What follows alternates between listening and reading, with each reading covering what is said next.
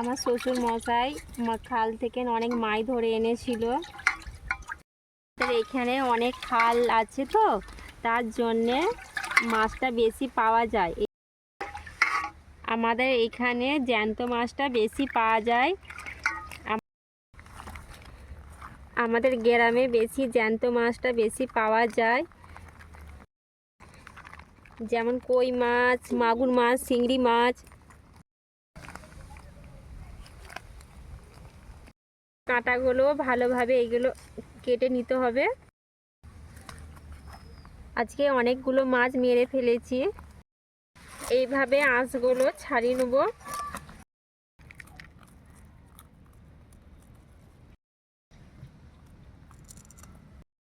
সব মাছ বাছা হয়ে গেছে, এবার ধুয়ে নেব ভালো করে। মাছগুলো ভালোভাবে ধোয়া হয়ে গেছে, এবার নুন হলুদ মাখিয়ে নেব। নুন দিয়ে দিলাম, হলুদ গুঁড়ো দিয়ে দিলাম, ভালো করে মাখিয়ে নেব। মাখানো হয়ে গেছে।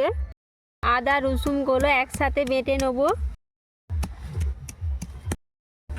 আদা রসুনগুলো বাটা হয়ে গেছে, এবার পেঁয়াজগুলো বেটে নেব। দারুচিনি, গোলমরিচ, গোটা জিরে, শুকনো লঙ্কা, লবঙ্গ একসাথে বেটে নেব। কড়ার মধ্যে মাছগুলো দিয়ে দেব।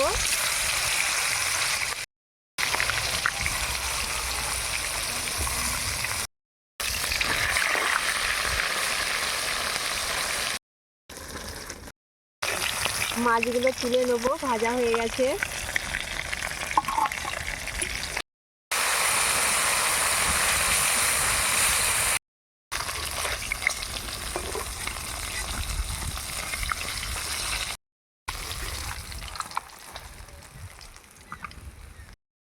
আলুগুলো কড়াইয়ের মধ্যে দিয়ে দেবো, তেলে ভেজে নেব।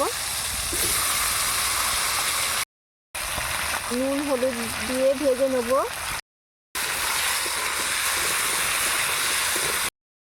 আলুগুলো তেলের মধ্যে এরকমভাবে নেড়ে চেড়ে নেব। আলুগুলো ভাজা হয়ে গেছে, এবার তুলে নেব। কড়ার মধ্যে তেল দিয়ে দেবো।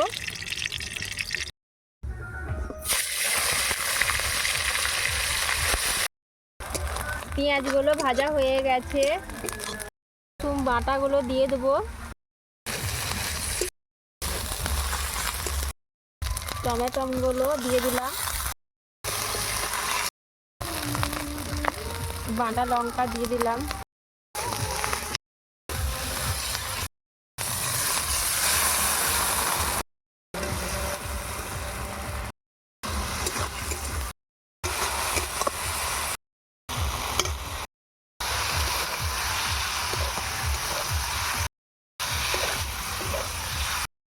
এবার জল ঢেলে দিলাম। কাঁচা লঙ্কা, ধনে পাতাগুলো দিয়ে দিলাম।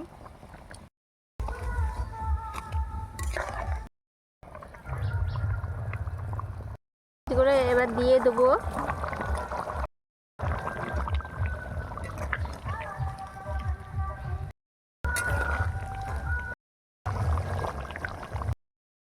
বাটা মশলার কালারটা খুব সুন্দর আসে। এবার নামিয়ে নেব।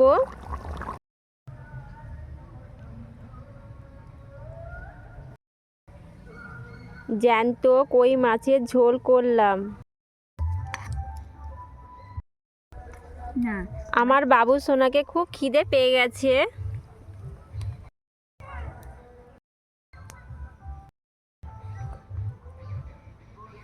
মা গরম ভাতের সঙ্গে কই মাছের ঝোল সেই খেতে।